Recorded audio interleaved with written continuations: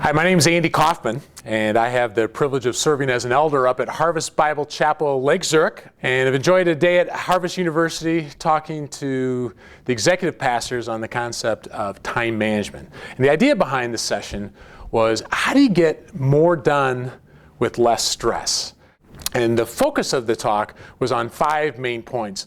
And the first main point had to do with, whose responsibility is this? It's your responsibility.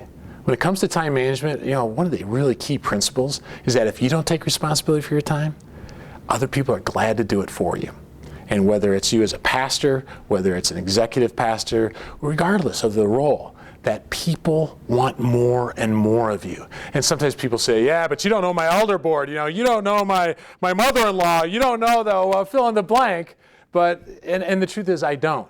But I do know this, is that if we don't take responsibility, other people are glad to do it for us. And that life tends to scale up faster than our ability to keep up with it. So we have a lot of people in leadership roles who are living off of skills that they developed maybe in the marketplace before they got into ministry at their executive pastors, or just regardless, that it's been like this for 5 or 10 years and they need to upgrade. The second key we talked about had to do with work-life balance. Here's my experience. I do a lot of executive coaching, helping people with this topic, and I found it comes down to 2 things. It comes down to knowing your priorities and making tough choices. And if you caught how I said that, it's not just making choices. Clearly, that's important. Clearly knowing our priorities, but it's making the tough choices. And we talked about, well, what are some examples of ways to do that? Almost everyone will say, I've learned that I need to say no.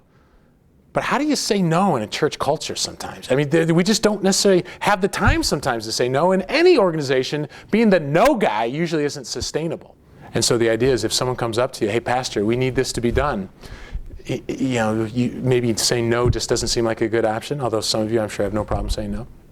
The idea of this one is saying, okay, yes, we can do that, but this is what we need, or this is what I need from you. But the yes, but is a very practical way. Another executive I've worked with, her line was, we don't say no, but we say choose. So bring some options to the table.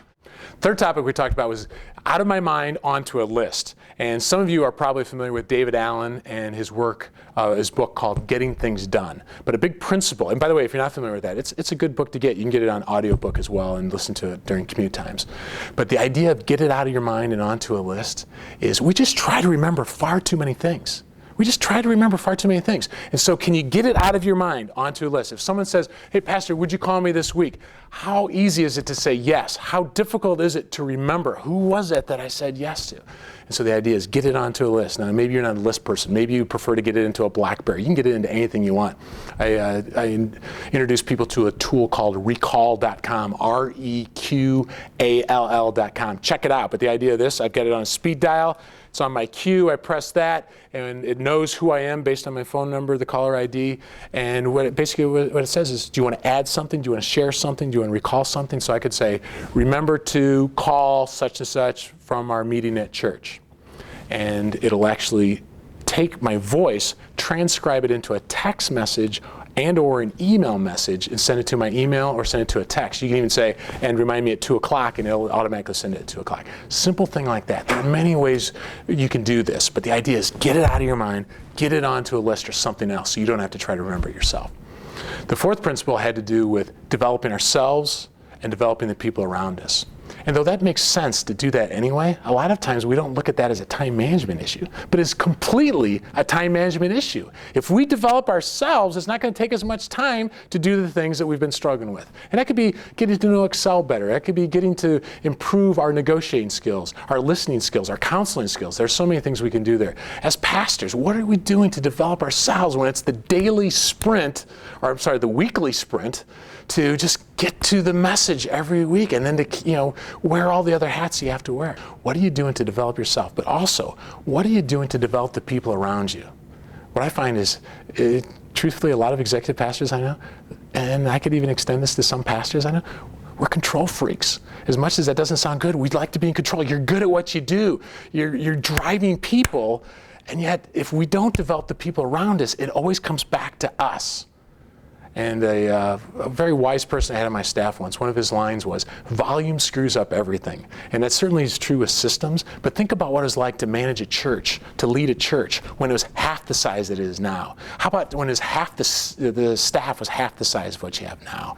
And though I don't want to make it sound like that's a bad thing, it's a good thing, but it's more difficult. And so developing ourselves and the people around us is just very, very key. And then finally, we talked about tools. There are all kinds of tools. I mentioned recall.com. A very simple one that I would suggest to you is there's a system out there called airset.com, AIRSET.com.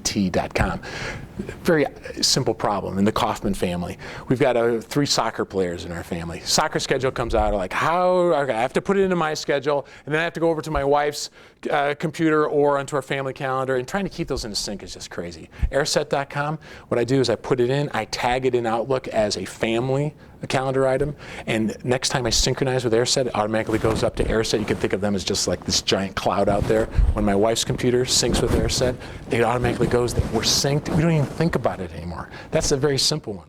If you ever have a question regarding this, I'd be glad to help you out. So thank you very much. God bless you. May God continue to richly bless your congregation.